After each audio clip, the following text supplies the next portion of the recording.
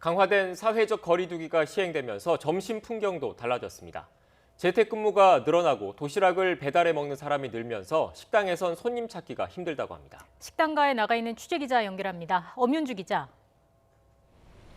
네, 서울 논현동 학골 마세거리에 나와 있습니다. 네, 지금은 점심시간이 지났는데 그곳 분위기는 어떻습니까? 네, 말씀하신 대로 지금은 점심시간이 훌쩍 지났습니다. 그래서 보시는 것처럼 거리에 사람이 없는 게 그리 이상한 건 아닌데요.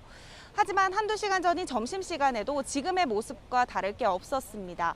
대부분이 한창 점심시간일 때 제가 이곳을 돌아다녀 봤는데 대부분이 두세 명 소규모로 식사를 하러 나오거나 포장을 하러 나온 것을 음식을 찾기 위해 나온 사람들이 대부분이었습니다.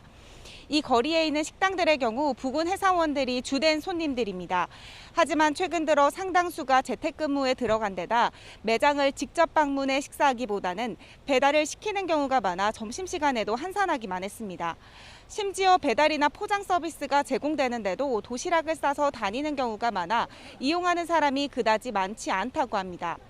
이곳에서 장사한 지 30여 년이 된 한 식당 주인은 사회적 거리두기 2.5단계가 시행된 첫날인 어제 하루 매출이 평상시보다 90% 정도 떨어져 50만 원도 채 벌지 못했다고 합니다.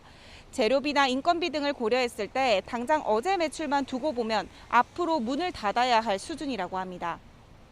문제는 월세 내기도 버겁다는 겁니다.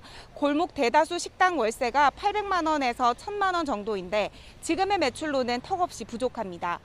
특히 이곳은 평일 저녁 식사 혹은 회식을 즐기는 회사원들로 발길이 끊이지 않았던 곳이었는데요.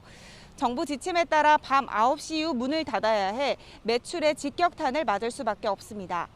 실제로 오후부터 식당을 운영하는 일부 식당들은 아예 이번 주 일시 휴업에 들어간 곳도 있다고 합니다.